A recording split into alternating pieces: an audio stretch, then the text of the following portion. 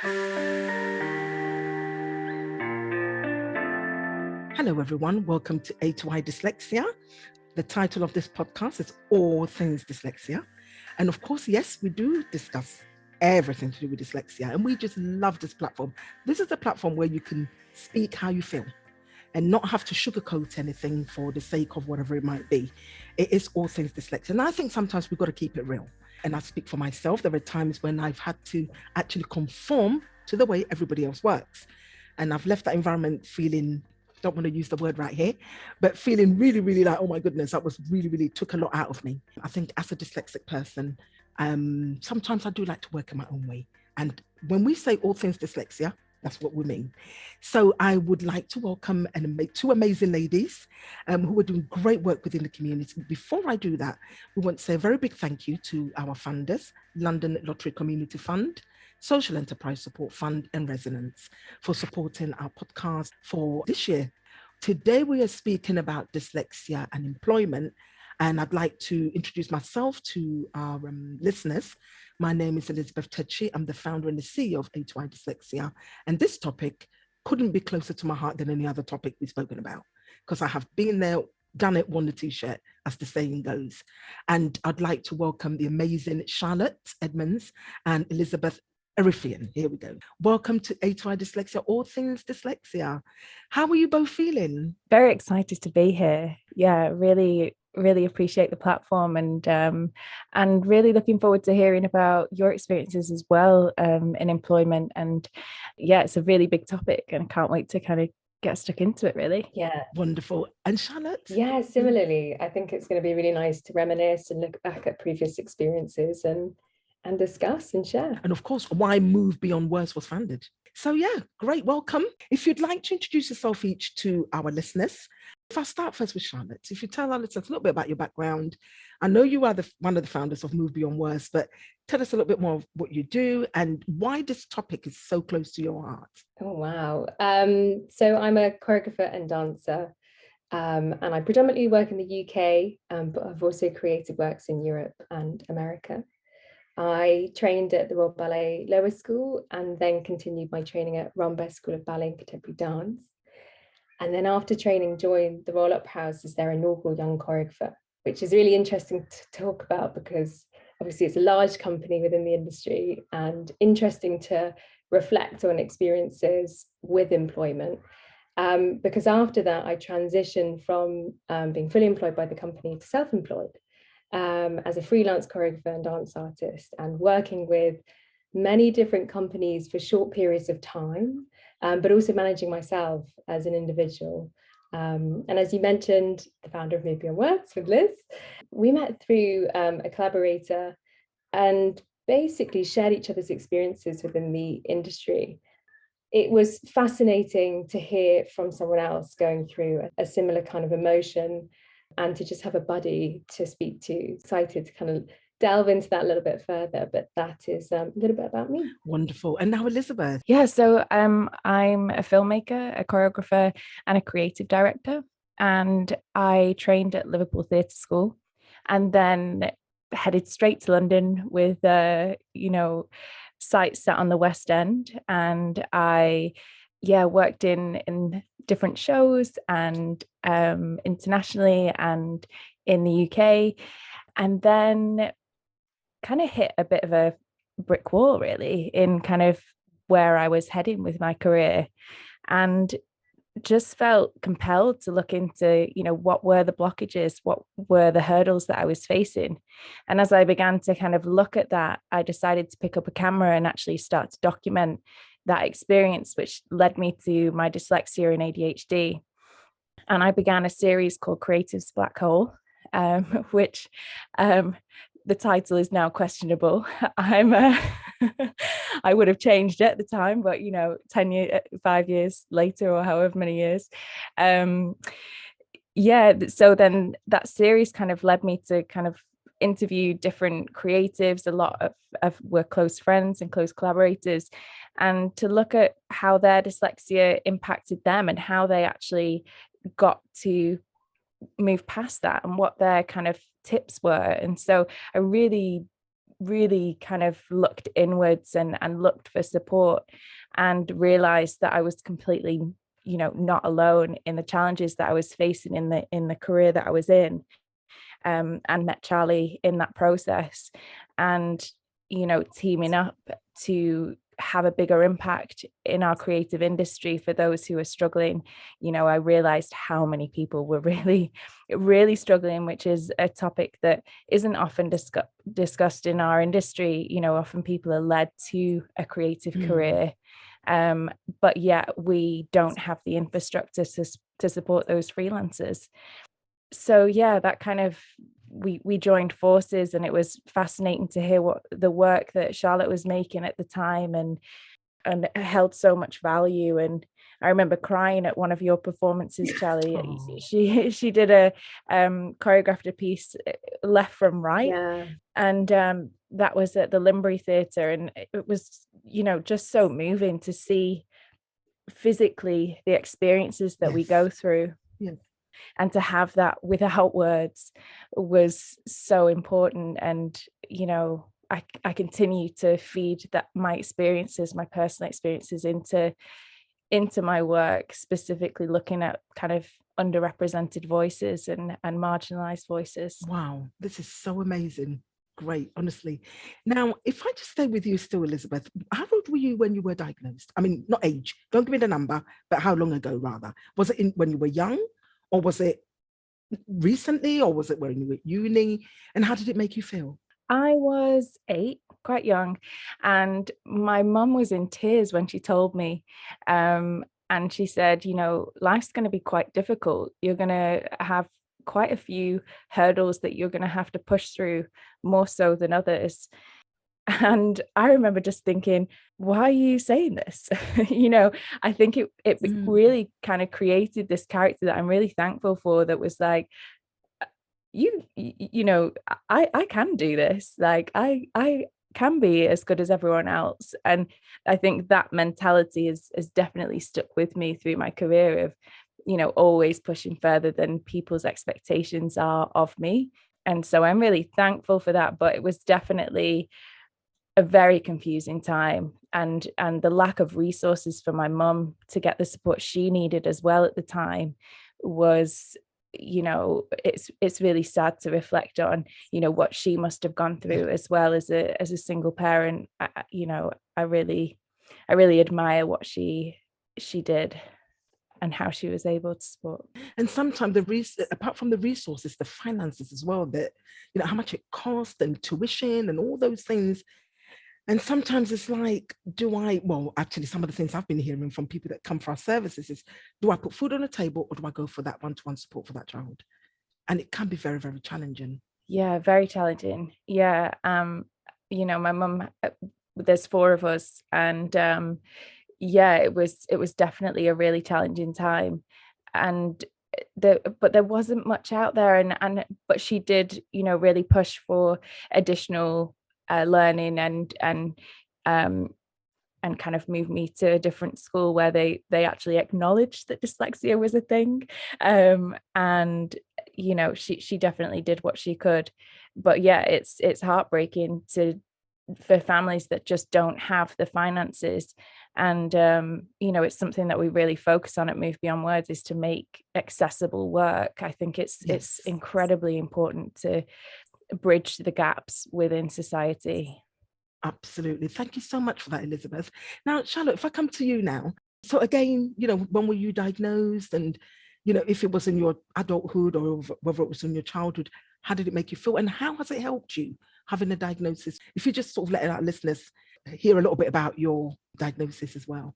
Similarly to Liz, I was young at school, and my mum is in education, so she noticed certain traits within my behavior at home, and she asked a colleague, I think Charlie's got dyslexia, would you mind doing this test? So I think it was a kind of small test, just a couple of exercises to understand if I had these tendencies. And I kind of, from that moment, knew I had dyslexia. And similarly to your mum, Liz, my mum was kind of worried for life ahead. And I wasn't really at that point. I knew that there was this kind of burden that was going to be over my shoulders for a while through education, especially. But shortly after that, I started dancing, and mum was working incredibly late to support my sister and I, who also has dyslexia. So I suppose my mum noticed my traits, she'd seen it in my sister. So in that way, I was quite lucky to identify it earlier. But with that, almost comes that kind of representation for yourself. And I do think finding out earlier is helpful because you can find strategies, but maybe, you know, when you're a child, it's hard to put those strategies in place for yourself. You do lean on other people. But dance was really my kind of way out of that worry. It wasn't until I kind of got older, and obviously as you do more administration and sort of start to work with other people, and life becomes more challenging professionally, you do recognize, you know, your dyslexia in a more in-depth way. But I suppose what was really helpful is that in year 6 I auditioned for the Royal Ballet School, and therefore my year group shortened massively. There was 24 people in a year, and because I was in second set, 7 people in a class, and that school is means tested, so it enabled people who from all different backgrounds, all different parents who are in different situations, to be able to attend. And without that, I wouldn't have been able to go. And I feel incredibly lucky and fortunate to have had that, because that was where I was able to focus massively. And I saw the difference in my work. But still that feeling of, oh my gosh, I'm only in school. Yeah. How is university going to feel? How is work life going to feel when I'm an adult? And I suppose it was those pressures and the unknown that was more vivid at that point than ever. I suppose, I think the how dyslexia has helped me now is, I suppose, kind of confronting it, understanding it, being emotional with it, and finding the strengths and challenges. And as long as you identify those aspects, it's so much easier to implement ways of working for yourself. And if you can do that early in life, through education, through those more challenging environments for someone with dyslexia, things start to become or language or things or capabilities start to become a lot clearer. And what I mean by language is, like, you kind of understand the language of dyslexia, right? You kind of get it, but it's still an ongoing kind of discovery. And that's the kind of the beauty of Move Beyond Words, is that over the last 4 years, we've spoken about dyslexia more than ever. And we both went into speaking about dyslexia through our creative practice, and that essentially gave us that voice and that interest to find out more. So it's helped in many ways.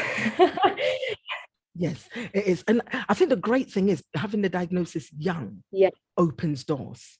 Everybody I've spoke to in the last 6 years of doing the job I do, once they were diagnosed very young, opened the doors. It wasn't easy, but it was a little bit easier.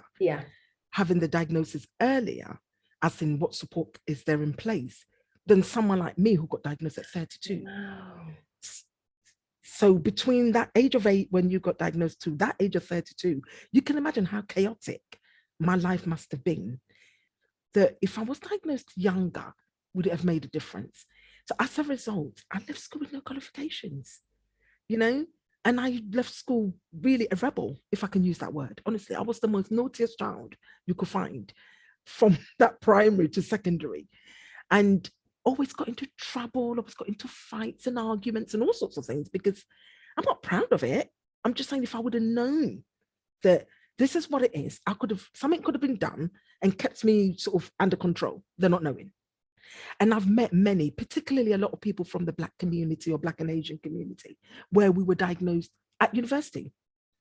Now, that's fortunate for me to have gone. So imagine I hadn't gone that route. And we meet many across the platforms and the work that we do. And that's why I always say to parents, if you get a slight inkling that something can't right, please seek the help.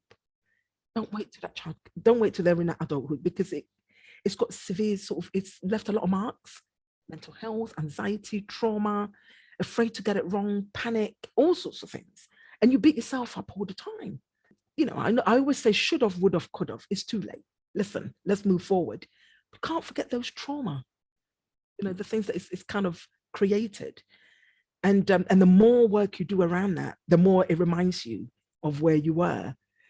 And on the plus side, how far you've come, because it's not, it's also great to celebrate the successes and the things that we've done, both yourself, Charlotte, Elizabeth, and myself, and other dyslexics that are listening to this podcast right now.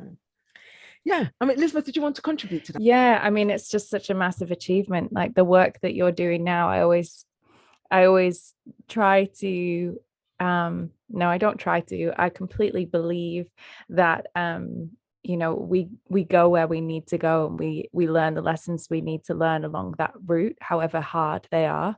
And it's beautiful that you've been able to turn your experiences into this company that, contributes to so many people's lives. So yeah, just to acknowledge you really for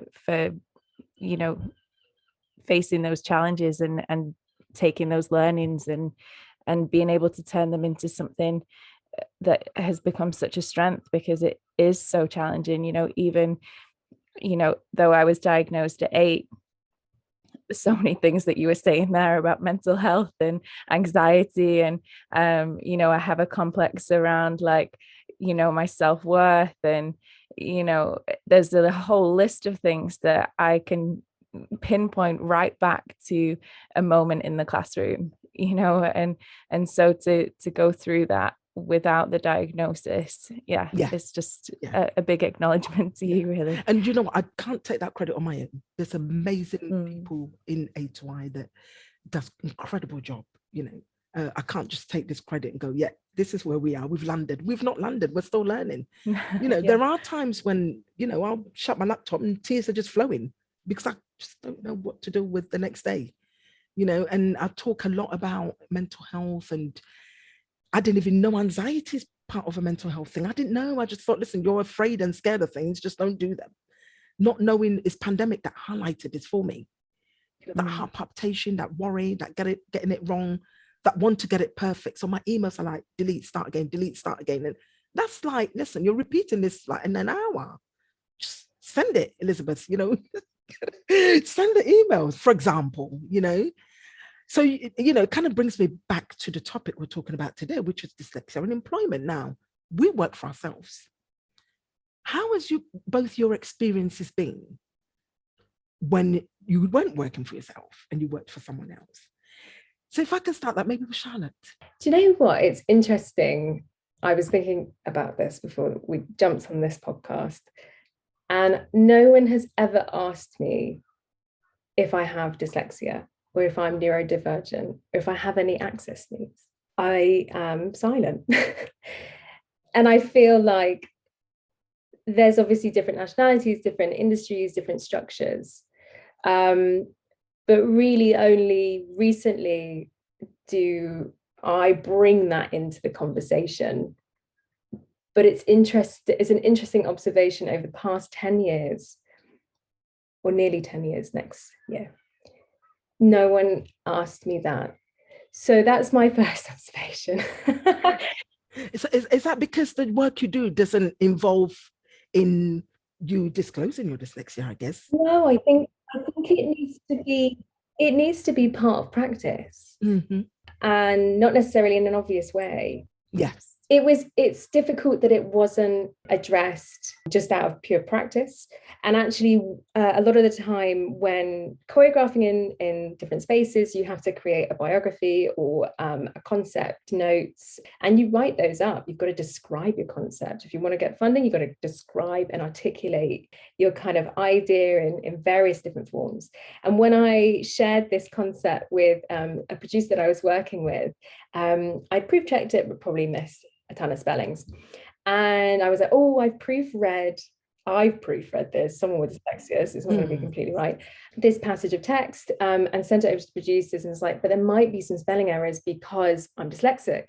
And their responses were, oh, right, that makes sense. Oh dear. But then the anxiety kicked in. I was like, oh my gosh, what have I dear. shared? What in my way of being has been very neurodivergent? I think that's a perfect opportunity, if anyone's listening who's working with someone who's neurodivergent, to open the dialogue and go, oh, you're dyslexic, okay, or you've got ADHD, or you've got neurodivergent tendencies. So okay, how can we help this process in the future? And I think it just nice ways of opening dialogue like that just creates a beautiful way of working, a great working relationship with other people, greater understanding of one another, and greater work. Yeah, I think that's really my takeaways. It's been an interesting experience working with various different people for short periods of time as well, when working away in different work spaces, because everyone has their own structure and different nationalities work in very different ways. So it's quite complex, actually.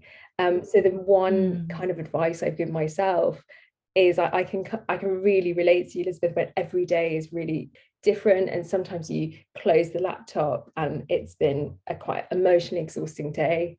And so the one thing that's kind of pushed me is to try and find a kind of core stability and balance moving, if you're shifting into different spaces, like to really find a few ways that really work for you and to know that walking in. So that's more so, I suppose, from a self-employed point of view. But at the same time, being self-employed, you're working with institutions and large workforces. That was so beautifully put. Thank you so much for that. Now, if I can come to Elizabeth and hear your experiences of dyslexia and employment. I've probably had about 20 jobs outside of the creative sector, probably more. And I think that says a lot.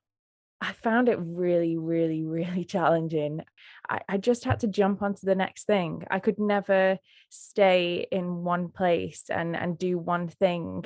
You know, I get very, very bored so easily. And my mind is like this spider web that, you know, I have this, I guess it's a strength and a weakness at the same time, where I can juggle, you know, I'm probably juggling at the moment around 8 different projects. And, you know, I love that, you know, that's where I thrive, and I can be in so much detail and hyper focused on those different projects and what the outcome should be and who should be involved and connecting people. And, you know, that's where my skill sets really lie. But when I was working on a reception desk, and I just couldn't, I think with the less amount of things to do, the more I struggle. You know, if I've just got to send emails and respond, I will daydream and I'll go off into another world, and I'll, you know, end up doing other things that I'm not supposed to do. And then I won't do the thing I'm meant to be doing. So I've not had great experiences, but I've definitely, in the last kind of, you know, probably 6 years that I've been working professionally in the creative sector,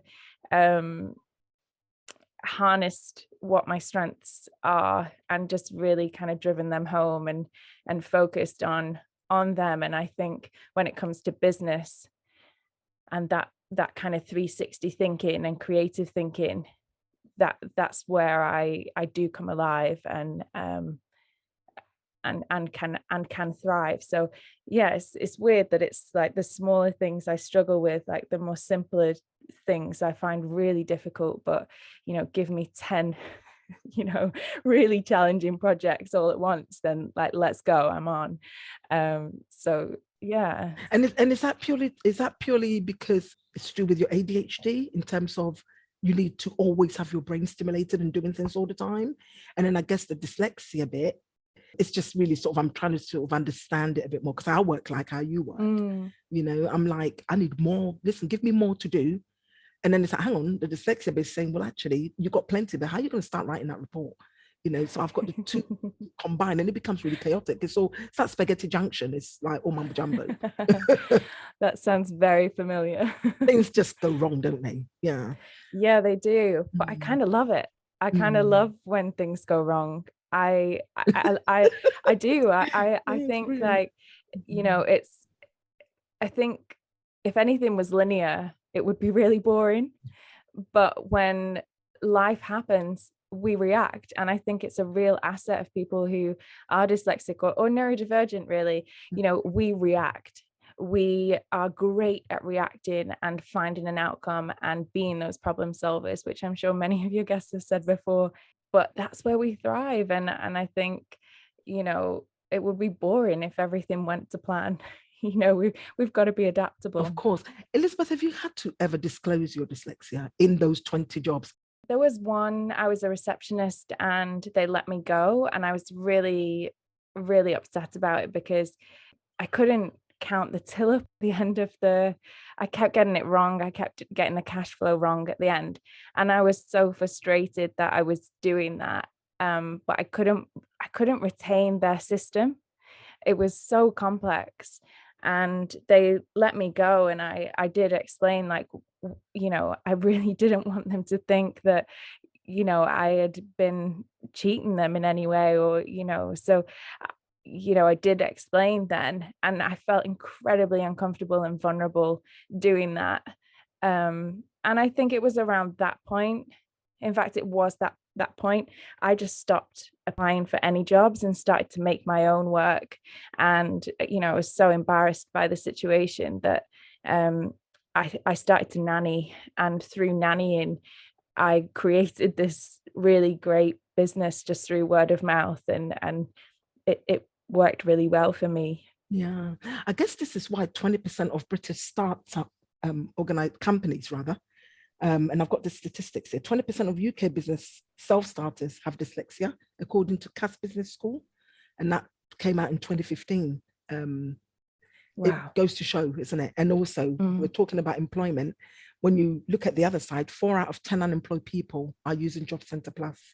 That statistic is horrific. Yeah. And 40 to 50% of prison inmates have got dyslexia. That's my favorite, well, not my favorite fact, but it's one that I bring up a lot because it's just so shocking. And what are we doing about it? What is being done? I just, yeah, it's heartbreaking. I mean, Charlotte, did you want to contribute to this? I think actually I'm trying to put this into a concise sentence, which is like, disclosing your dyslexia is sometimes you opt out of it for fear of judgment, and so then you put pressure to really perform and put yourself in really uncomfortable scenarios that you're going to struggle with. But I think I remember that feeling and felt a lot of quite what's the word, energized, or you got a kind of an adrenaline from it. Like speaking, you'd be like, I'm going to really struggle with this, so quick, how can I get there? And then afterwards, it was the impact of just like dropping and knowing then like how much that had affected you, which I think comes back to the mental health issues. Is it's the behind the scenes that is really challenging, like the impact that job had on you, Liz, to stop for a second and then turn and look at a different option, like you said, like brilliant at problem solving, going like, actually, where can I go with this? But that is where I think that I worry a lot. And I think that's where the worry came in, of reflecting and feeling the feelings behind closed doors. And then almost like, maybe it's because we're performers, you were always told to like never show real emotion in the studio, in the space, and you kind of shut the door on that. And I think that was brought into this way of work. And I only mention that because it reminds me of experiences with dyslexia. And I think that's where, feeling overwhelmed can be really challenging. And a lot of the time where if I have mentioned my dyslexia, it's normally with people that collaborators I'm asking to come on board and work on a project. And from that, it's just like, where you need the help, and just feeling overwhelmed sometimes, like similarly when you're working on several different projects, it's a brilliant way of working. And then sometimes you're like, oh my gosh, and like stopping and just even having a buddy even if you're not working with them, but a friend to turn to and just like offload. Because I think especially when it's so isolating, if you're working for yourself, working from home, especially in today after the pandemic, a lot of people are remote working, and that's why we set up the podcast, because and this is why we're talking on this podcast, is that, you know, it's connecting with people and just kind of it's really hard to kind of suffer in silence, really, when you think about it. Of course. Yeah, because when you're working from home, you're all alone. Isn't it? In the office, you can walk to someone's desk and say to them, actually, what do you think of this? But when you're at home, you're sort of left on your own to figure it out, which I do quite a lot. And then, you know, I go to bed thinking, was that done right? And I'll be beating myself up for it. But hey, you know, I always say to people, dyslexia is real. I can't sugarcoat it in any way. I think the minute people see me or know me, they think, oh yeah, there's something definitely. Because you know, from the minute you tell me your name, it's like, what's your name again? What's your name again? I mean, I'm asking you 15 times before we start that meeting, you know, and I'm bound to forget something. And that I think people think, actually, you know, and then if I have to tell you, I will. If I don't have to tell you, I don't need to. What I do tend to get a lot is, you don't look dyslexic. I'm like, okay, don't have 4 eyes. So funny. Yeah, I get that all the time. You don't look it. Oh, you don't look it, Elizabeth. So you articulate really well. I'm like, what's dyslexic person supposed to look like? You know, but wow. Yeah. Now, let me move on very quickly to my next question. I'm going to go to Elizabeth for this one. Liz, what advice would you give to employers to support the employees in the workspace?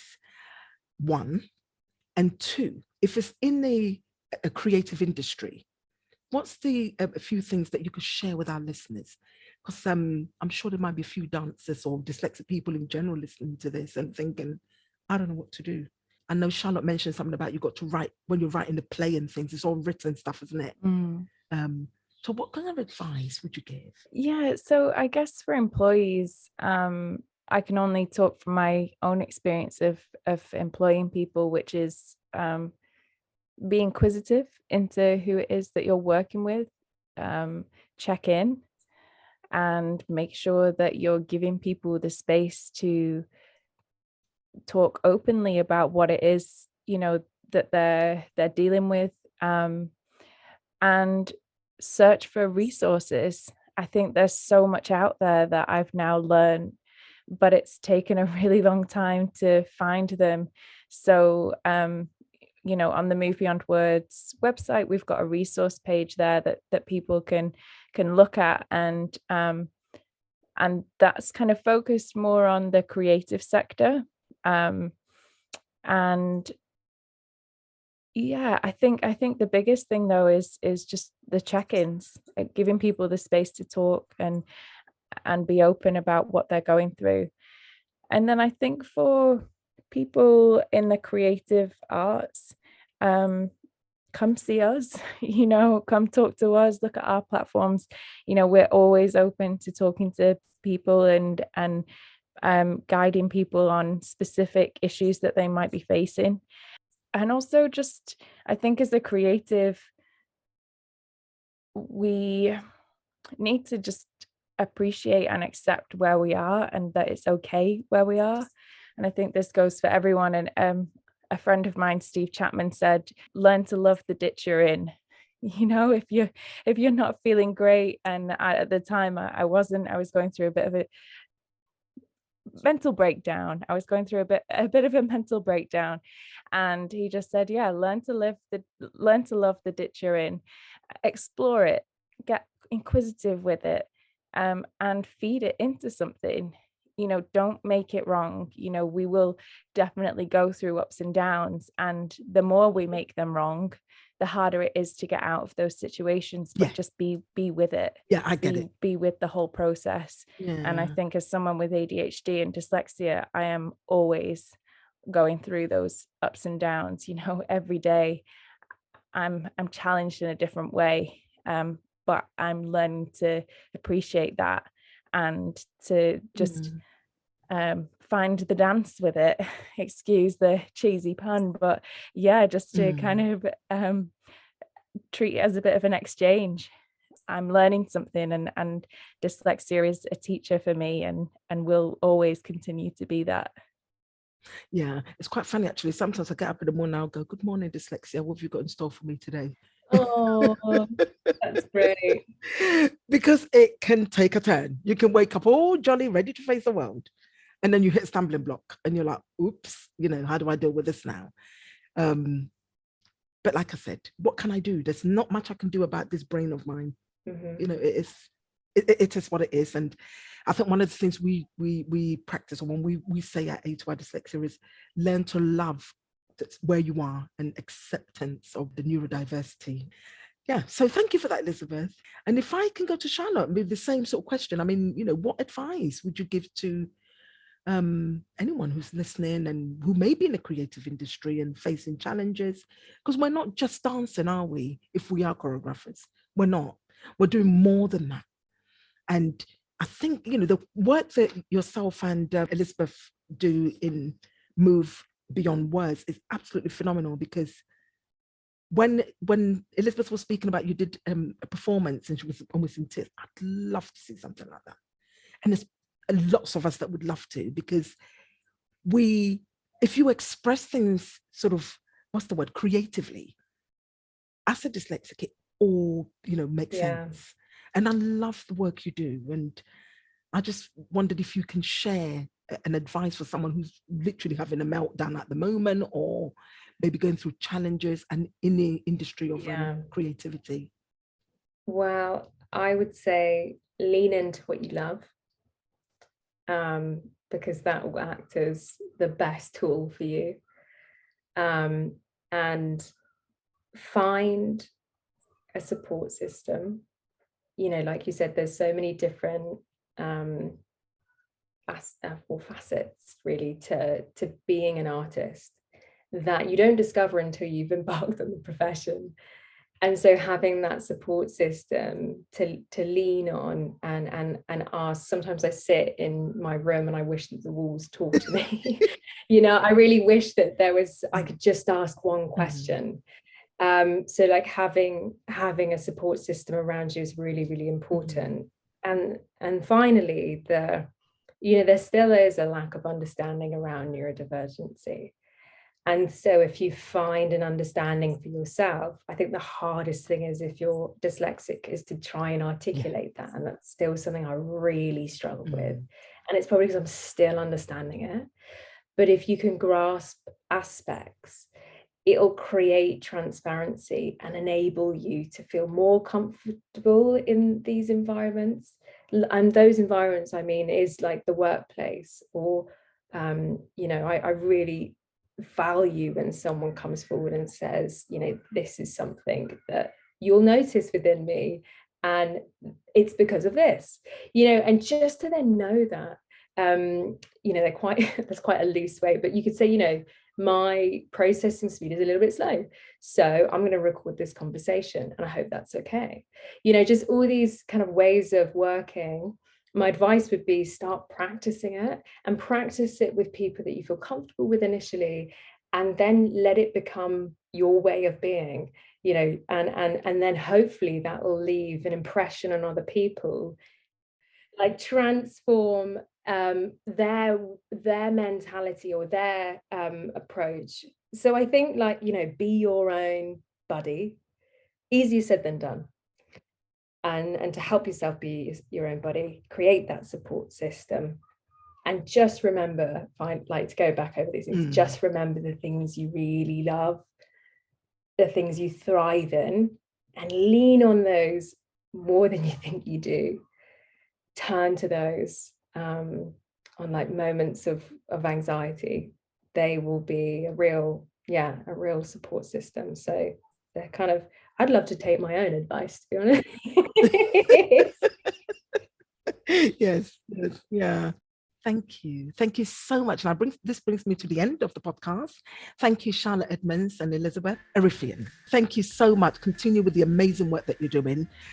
Move Beyond Words is just absolutely phenomenal, and it's going to go really far. And if you do have any performances, please do let me know. So of course, we'd love to share that with our community and get people to come and support the work you do. Thank you very much for your time. I'd like to take this opportunity to thank our funders, London Lottery Community Fund, Social Enterprise Support Fund, and Resonance. So I just want to say thank you. And also thank you to Yola for producing the podcast and Elia Onya-Morris, who is the researcher. Thank you to our listeners. Thank you very much for always engaging with us. We'll see you next week, same time, same place, with a different topic. Thank you very much. Bye-bye for now. The Aspire to Inspire All Things Dyslexia podcast is funded by National Lottery Community Fund, Social Enterprise Support Fund, and Resonance Limited. It's presented by Elizabeth Tashi and produced and distributed by Salt and Pepper Productions.